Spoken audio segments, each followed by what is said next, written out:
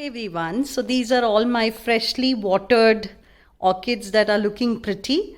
So in this video, I'm going to tell you how you can water your orchids in bulk or together, a quick shortcut on watering, especially when you have a lot of orchids. And I hope this video will be helpful to you. So given that I have a lot of orchids, this is an easy method. Get all of them into the bathroom and give them this sprinkling. Of course, this water is not hot, it is room temperature tepid water, not very cold either. This method is not to be used all the time, but once in a while I give them maybe once a month or so. So when they get this rain like effect, I think they like it. So I like to give them this effect, but I make sure to dry them very thoroughly once we have watered them like this. Of course, don't waste water, but at the same time, this quick sprinkling will help all of them. This is the second clip, and I have got some of the orchids that I watered under the shower, and now I'm going to start quickly looking at them, inspecting them one by one and keeping them on a towel to dry. So this is a good time for you to kind of inspect whether the plant is doing well. Is it okay in the soil? Is the soil dry enough? You could be seeing this. This is a slow release fertilizer pouch, or you can use this easily to put your slow release fertilizer in this, and this is readily available and you can just put it close to the roots. And I normally color code these. So when I know green, I know what day I have put these green pouches in.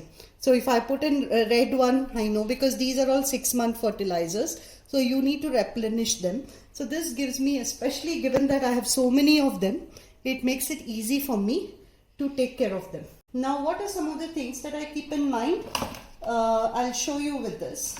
What I would do here is make sure you take a tissue and make sure there's no water in the crown. Okay.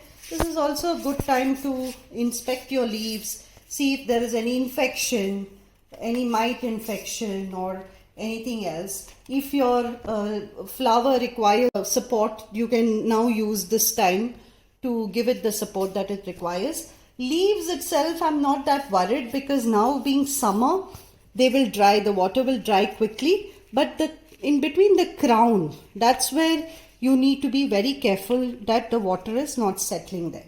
It's a simple process. Otherwise, watering these one by one takes too long, and this way I can inspect them. You know, I can now see, okay, you want to tighten the support, etc. You can do all of that. This is a beautiful white, and I know there's some water that falls on the flowers, etc. So I prefer to do this towards the evening, not in the morning, and I will keep them in this way till they dry a bit before I move them out back to the balcony. And the new one. Look at the back, wipe it, look at the leaf, wipe it, and then mainly it's the crown that you have to worry about. Okay? Basically have a look at it, and if it requires any kind of support, you can use the time to do that. If it means that if I want to add more media, this is the time to do that. So a lot of this. So this is how I water my orchids in bulk.